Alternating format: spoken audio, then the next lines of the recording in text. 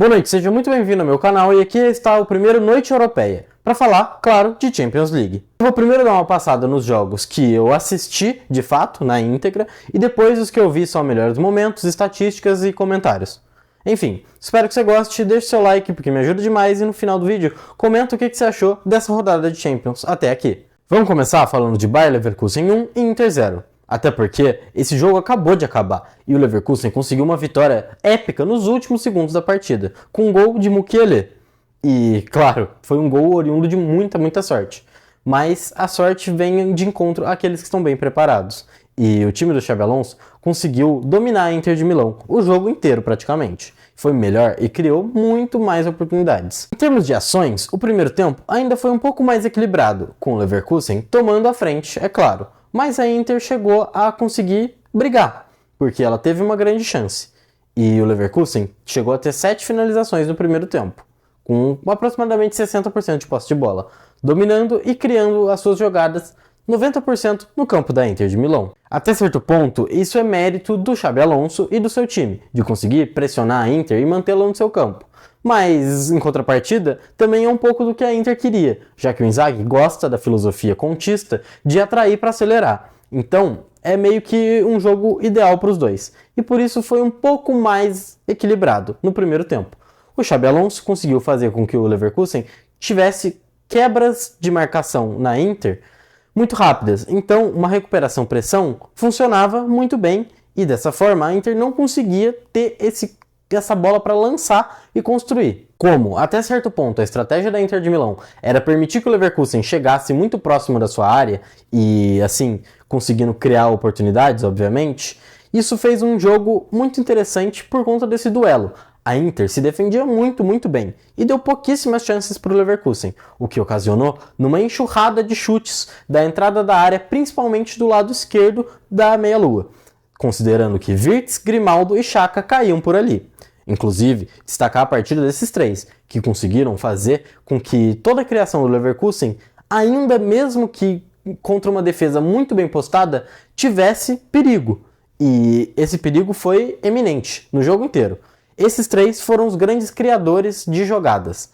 Até por isso, o lado direito do Leverkusen ou o lado esquerdo do ataque da Inter foi onde a Inter conseguiu as brechas para conseguir acionar seus atacantes em velocidade. E foi assim que foram criadas suas chances. A Inter trabalha nessa velocidade. Percebendo que a grande brecha para a Inter conseguir algum resultado seria pela esquerda, o Inzaghi logo troca o Carlos Augusto pelo Di Marco. E não porque o Carlos fez uma partida ruim, muito pelo contrário, mas porque o Di Marco é o grande jogador dessa Inter para conseguir fazer essa condução de bola e criar oportunidades. É um lateral que se transforma em ala, se transforma em meio campista e consegue criar diversas chances. É o grande motor da Inter pelo lado esquerdo. E assim que ele conseguiu entrar, a Inter teve um momentinho de incômodo, mas que logo se perdeu quando o Aslani entrou no lugar do Hakan. E nisso, a Inter começou a basicamente se defender e segurar o empate, com pouquíssimas arrancadas e escapadas. Até porque o Hakan é o cérebro desse time. O Xabi Alonso, por sua vez, segurou ao máximo as suas substituições, até porque o seu time estava criando e tinha oportunidades, mas o problema era realmente fazer a conversão delas. Então, só foi trocar para a entrada do Terrier com 83 minutos, o que é bastante. Segurou muito. Talvez até um pouco demais. E numa sequência de sortes que o Leverkusen teve, nos últimos minutos, o Terrier acabou sendo importante furando uma bola para o Mukiele conseguir fazer o seu gol, o gol do 1-0 e o gol da vitória do time do Xabi Alonso, contra um time que se defendeu muito bem durante os 90 minutos. E isso tem que ser destacado do Inzaghi. Ele sabe muito bem anular jogos. Só que isso talvez seja muito pouco para um time que tem a habilidade da Inter de Milão, a capacidade que eles têm. Então, você não fazer seu próprio jogo e querer, muitas vezes, só anular o seu adversário, será que é suficiente? Enfim, isso é o que o Inzaghi deve estar pensando agora. E ele imaginou no começo do jogo que sim. Os grandes destaques da partida foram os três que eu citei do lado do Leverkusen e o Hakan, óbvio. Até porque a Inter de Milão é outra totalmente diferente sem o turco. Na classificação, agora, Leverkusen e Inter empatam com 13 pontos e uma derrota cada. Esses 13 pontos mantêm eles em segundo e quarto lugar, respectivamente, pelo critério do saldo de gol, tendo no meio deles o Aston Villa do John Duran, que inclusive hoje fez 2 gols e conseguiu a vitória por 3-2 acima do RB Leipzig. E desse jogo, além do Duran, vamos destacar a partida do Openda e também do Antônio Nusa, que é muito bom jogador. Fiquem de olho nele porque ele ainda vai explodir. Como a gente estava falando de pontuação, é a brecha perfeita para a gente passar para o jogo entre Atalanta e Real Madrid, porque o Real Madrid estava desesperado para pontuar, realmente numa situação bem crítica, mas essa vitória por 3-2 fez com que ficasse um pouco mais ameno esse desespero madridista. E para falar de Atalanta e Real Madrid, a gente tem que destacar 2 nomes. O primeiro deles é sem dúvida o Gasperini, porque ele faz com que esse time seja competitivo em qualquer contexto. Absolutamente qualquer contexto, numa tática muito única. É o time do Gasperini, e isso fica nítido pela forma como a Atalanta joga. E ela compete de maneira muito legal, seja contra o Real Madrid na Champions League, brigando até a última bola e conseguindo fazer com que a meta madridista fosse extremamente ameaçada, ou no campeonato italiano, liderando contra várias equipes de muito mais tradição e também de times mais recheados de talento, vamos dizer assim, sendo que está à frente de Napoli e Inter de Milão, por exemplo. E o segundo nome que tem que ser destacado, obviamente, é o do Vinícius, até porque ele transforma esse Real Madrid da água para o vinho.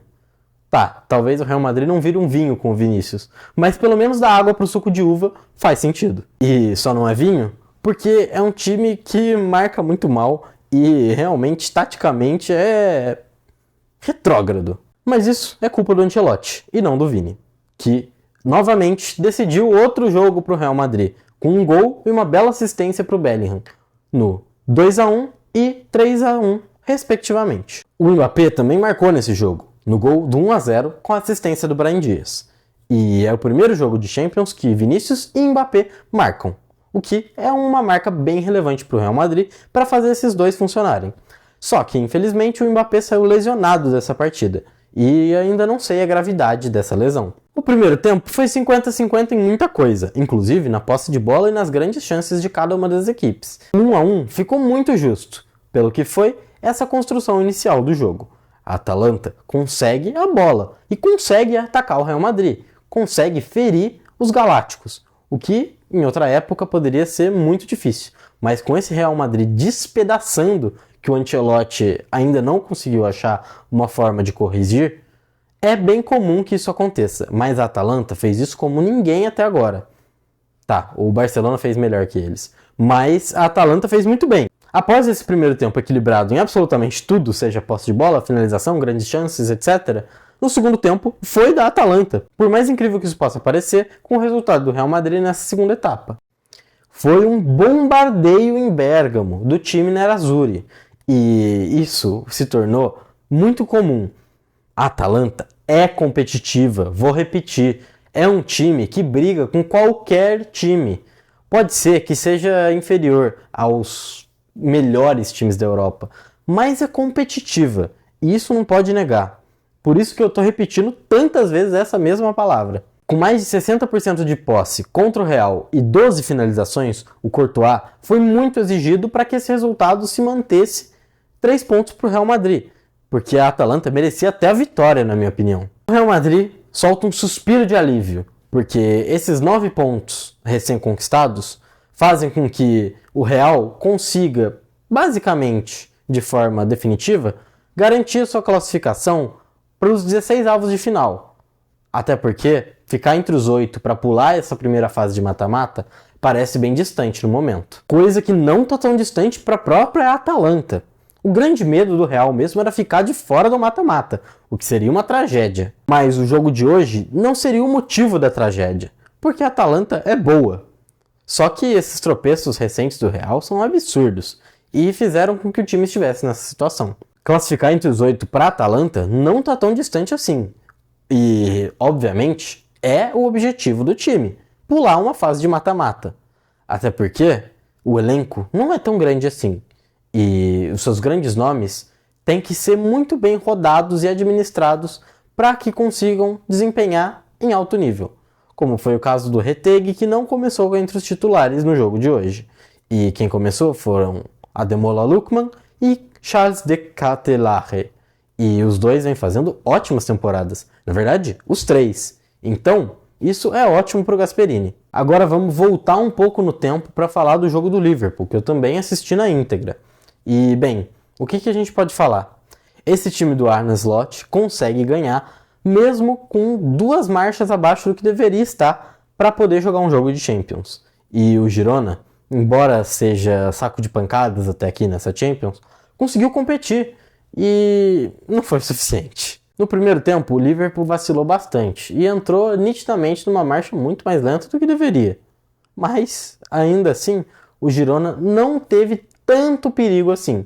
Embora tenha criado 4 ou 5 boas chances, a finalização dos jogadores do Girona realmente deixou muito a desejar e fez com que o Liverpool pouco se preocupasse com esse início tão ruim. Mesmo numa primeira etapa bem abaixo, o Liverpool teve domínio, tanto das ações quanto da posse e até das boas chances, porque teve 2 grandes chances que acabou desperdiçando. O Alisson, que conseguiu fazer essas intervenções às finalizações do Girona, no segundo tempo, não foi tão acionado assim, até porque o Liverpool deu uma melhorada, mesmo que não muito relevante. Eles conseguiram manter o controle, o que foi o suficiente para que numa jogada do Luiz Dias, os Reds conseguissem um pênalti, cobrado e convertido por Salah. E depois de entrarem 1-0 na frente, o Girona realmente não conseguiu mais competir e não foi eficiente, não conseguiu criar perigo a ponto de tentar empatar o jogo. Mas o Liverpool sim, perdeu chances que poderiam ser importantes num jogo mais disputado, num jogo com um adversário mais competitivo, o que o Girona nessa temporada não tem se mostrado. O líder da Champions continua sendo o Liverpool, que está 100%, são 6 vitórias até aqui, e soma 18 pontos.